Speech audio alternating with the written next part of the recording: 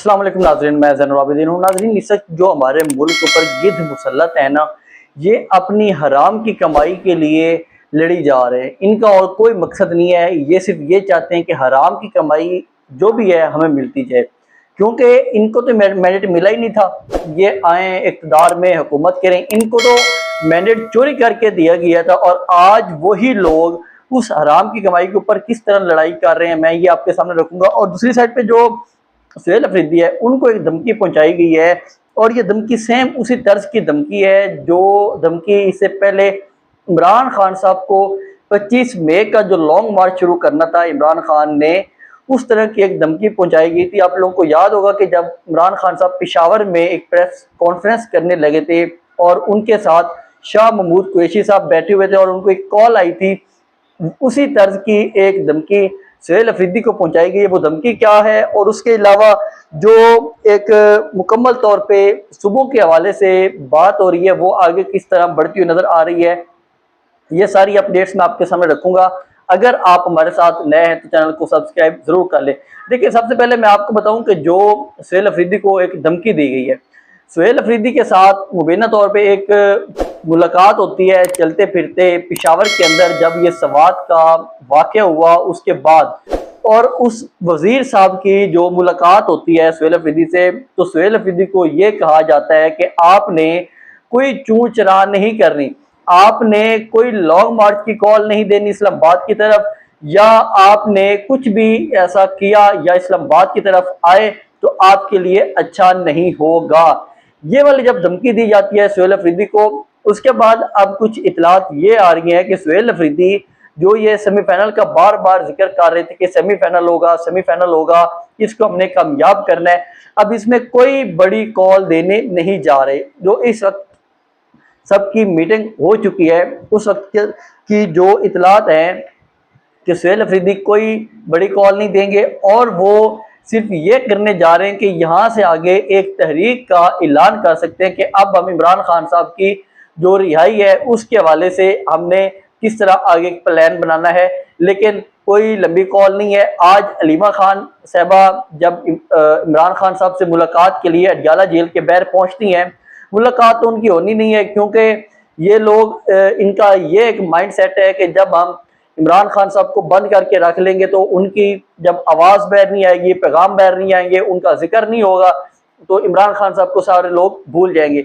देखिए, इमरान खान साहब इस वक्त तक की एक बहुत तल्ख हकीकत है इस निज़ाम के लिए कि उनके बगैर, इमरान खान साहब के बगैर ये निज़ाम नहीं चल सकेगा जब तक उनको एक दफ़ा आप लोग इक़्तिदार नहीं देंगे। जो उनका मैंडेट चोरी किया गया है, आप लोग उनको उनका मैंडेट वापस नहीं करेंगे तो आप लोग आगे नहीं चल सकेंगे। अब बात यहाँ पे ये होती है कि सुहेल अफरीदी फिर करेंगे क्या? क्या वो इस धमकी में आ जाएंगे, डर जाएंगे या नहीं डरेंगे? अब तक की जो सुहेल अफरीदी का ट्रैक रिकॉर्ड देखा जाए तो वो इन धमकियों से डरते हुए आए।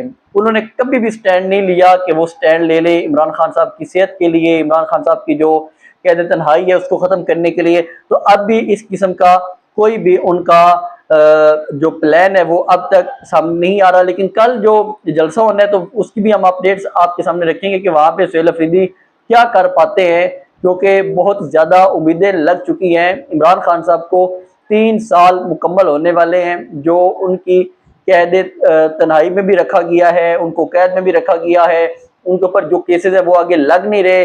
इस्लामाबाद में एक इन्होंने अपना एक जज बिठा लिया है इस निज़ाम ने, तो अब उसके ऊपर उन्होंने एक जलसा करना है जो पीटीआई की लीडरशिप है। देखिए, मैं आपको जो बात कर रहा था कि ये जो गिद्ध है इस मुल्क के ऊपर ये किस तरह काबिज हैं, इनका मकसद ये है कि जो एक सुबह की बात चली, सुबह के हवाले से तमाम लोग बिल्कुल एग्री हैं कि सुबह बनने चाहिए, लेकिन यहाँ पे जो एक अंदर बंदर बांट का सिलसिला है वो इस तरह है कि ये शहजाद अकबर साहब भी इस ये इतलात दे रहे थे, वो अपने व्लॉग में बता रहे थे कि जो इस वक्त बिलावल हाउस में या जरदारी के पास एक पैंतरा है, वो ये है कि वो लोग चाहते हैं कराची को उनके हवाले रहने दिया जाए और जो वजीर आजम है वो बना दिया जाए बिलावल भुट्टो को। इस सूरत में ये लोग सुबह के हवाले से वोट कर सकते हैं, सुबह के हवाले से आईनी तरामीम में इनका साथ दे सकते हैं। अदरवाइज यहाँ पे जो ये एक बंदरबांट पिछले दिनों हुई अदालतों की, अदालतों की बंदरबांट हुई तो मुस्लिम लीग नून ने जो उनके अपने वकील थे, जिसमें अमजद परवेज सबसे सरे फहरिस्त हैं, उनको उन लोगों ने अपना बनवा लिया था, जज बनवा लिया इस्लामाबाद हाई कोर्ट में।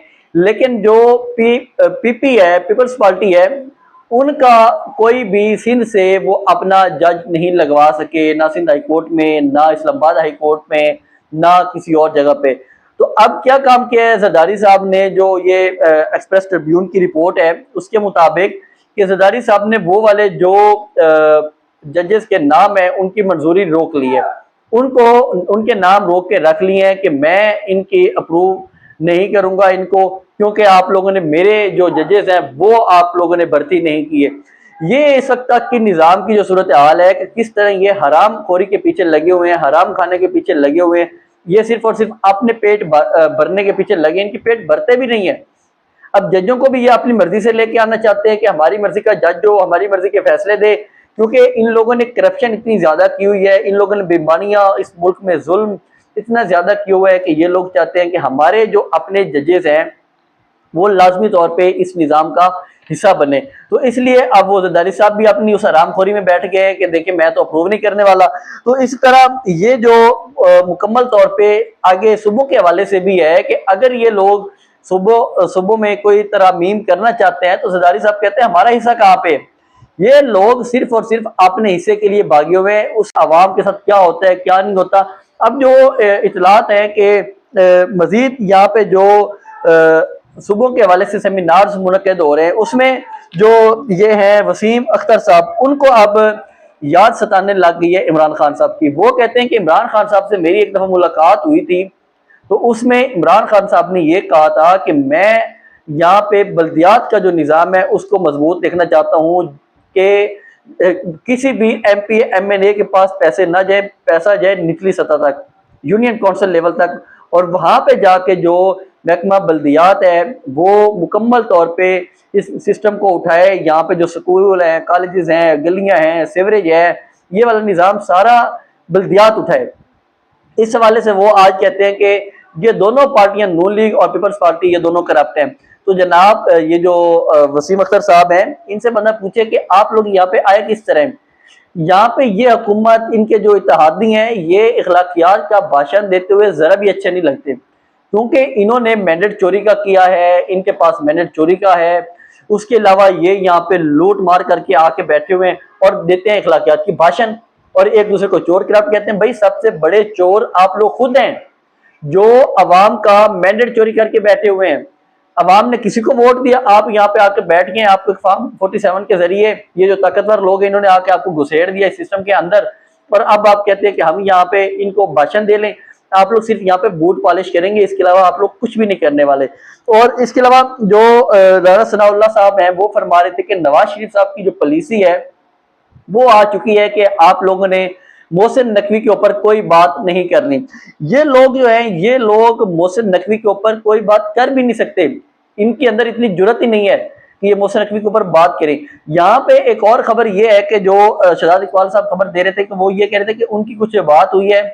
अच्छा, ये बड़ी अजीब तरीके से बात करते हैं कि हमारी ताकतवर लोगों से बात हुई है या हमारी फलाह लोगों से बात हुई। भाई आप नाम ले लें कि DGI SPR से बात हुई है, किसी कर्नल ब्रिगेडियर से बात हुई, तो उसने कहा कि जो मोहसिन नकवी वाला स्क्रिप्ट था उसमें थोड़ा सा Mohsin Naqvi out of script हो गए।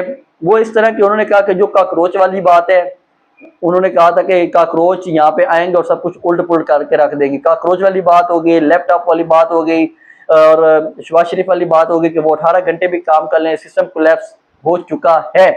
वो कहते हैं ये जो 3 बातें हैं ना, ये 3 बातें हमारी आउट ऑफ स्क्रिप्ट आ गई है, ये हमारे स्क्रिप्ट में नहीं थी, मोहसिन नकवी ने ये बात कर ली है। अब जब ये वाली चीज देखी है PMLN ने, तो उन्होंने कहा थोड़ा सा हम रगड़ा भी दे ले, फिर अगर जो इनके आका है एस्टेब्लिशमेंट है, उन्होंने जब बात की नहीं है मोहसिन नकवी को, तो फिर क्यों ना मोहसिन नकवी को थोड़ा रगड़ा दे लें कि आपने गलत बात क्यों कर ली है। तो अब इस तरह इसके ऊपर बातें हो रही हैं कि किस तरह ये सारे लोग मिल मिला के अपनी बंदरबांट के पीछे लगे होते हैं कि यहाँ से हमसे ये वाली सनत छीन जाए, यहाँ से ये वाली सनत छीन जाए। तो उसके अलावा वो कह रहे थे कि कौमी हीरो के बारे में मोहसिन नकवी साहब ने जो बोला है कि आसिम मुनीर साहब जो फील्ड मार्शल और आर्मी चीफ भी हैं, वो एक कौमी हीरो हैं, और ऊपर जो बात की है मोहसिन नकवी ने कि उन्होंने रेड लाइन क्रॉस करने के बारे में कहा हुआ है कि मैं रेड लाइन क्रॉस नहीं करूंगा, तो वहां पे फरमा रहे थे राणा सनाउल्लाह साहब कि ये ज्यादती की गई है कौमी हीरो के साथ। देखें कौमी हीरो कौन होते हैं? कौमी हीरो इस वक्त वो है, जैसे हमारी क्रिकेट टीम को देख ले, हमारे वो एक अरशद नदीम था जिसने ओलंपिक में गोल्ड मेडल लिया। यहाँ पे कौन से गोल्ड मेडल हैं? यहाँ पे तो जो मेडल्स हैं वो ये खुद बना के नाम दे देते हैं कि देखें जी हमें ये मेडल दे दिए जाएं। इसके अलावा यहाँ पे कौमी हीरो बना दिया गया है। भाई वो हमारे आर्मी चीफ है, मुल्क के फौज के आर्मी चीफ है, इसके अलावा वो कौमी हीरो नहीं है। उनने कोई जंग नहीं लड़ी। ये पता नहीं एवं उनकी चापलूसी के लिए बड़े बड़े बातें इनकी शुरू हो जाती हैं।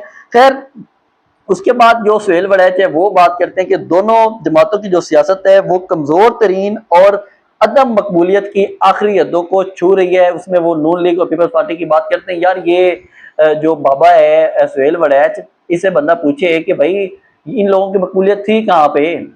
आप लोग मकबूलियत आखिरी हदों को छू रही है, फलाह कर रही है, ढींग कर रही है। 17 सीटों से उठा के इनको एस्टेब्लिशमेंट ने दे दी है 180 सीट, फिर 2/3 मेजोरिटी दिलवा दी है मुसरत हिलाली और जो जस्टिस मोहम्मद अली मजहर है इनकी मिली भगत से। और आप कह रहे हैं कि इनकी मकबूलियत आखिरी हदों को छू रही है। इनकी मकबूलियत है ही नहीं, ये बकवास तरीन बातें हैं। और उसके अलावा वो कह रहे हैं कि नून का तो है कि वो आखिरी झटका बर्दाश्त कर लेगी और ट्रेन उनकी चलती रहेगी, ट्रेन में सवार रहेगी, लेकिन पीपल्स के पास जगह बहुत कम है और उनके लिए मुश्किलात बहुत ज्यादा है कि वो आगे सरवाइव कर सकते हैं या नहीं कर सकते। देखें मैं एक सिंपल सी बात बताऊं, इन लोगों ने एक दूसरे के साथ मिलकर ही सरवाइव करना है। ये एस्टेब्लिशमेंट, ये दोनों पार्टियां, ये मुकम्मल निज़ाम, ये एक दूसरे के साथ मिलके सरवाइव करेगा, मिलके खाएंगे, मिलके इस मुल्क को नोचेंगे गिद्धों की तरह। इसके अलावा इन लोगों का और कोई चारा नहीं है। इमरान खान इनको नोचने नहीं देगा, वो इनको रगड़ा देगा कि हाँ भाई यहाँ पे आए जो मेरे मुल्क का पैसा लूट लूट के बाहर ले गए। 5300 अरब रुपए की करप्शन मोहसिन नकवी की थी, क्या बात हुई उसके ऊपर? कहाँ पे है एहतसाब इन लोगों का? और कहते हैं कि हम नए सूबे बना के छोटे इंतजामी यूनिट्स बना लेंगे। जब तक आप लोग अपने काम नहीं करेंगे, जो जजेस हैं उनको इंसाफ नहीं देने देंगे, जो फौजी हैं वो अपने बैरकों में या अपने लिमिट्स में नहीं रहेंगे, तो मुल्क में सूबे बनाए जो कुछ करें, इस मुल्क के ऊपर आप इस्लामी निज़ाम लेके आ जाएं, आप लोग इस मुल्क को कोई तरक्की नहीं दे सकते। यहाँ पे सिर्फ और सिर्फ गुर्बत बढ़ती जाएगी, इसके अलावा कुछ भी नहीं होगा। मजीद मैं आपको बताऊं कि जो इसके अलावा कल का जलसा है उसकी जो अपडेट्स होंगी वो भी हम आपके सामने रखेंगे। इसके साथ ही मुझे इजाजत दें। अल्लाह हाफिज।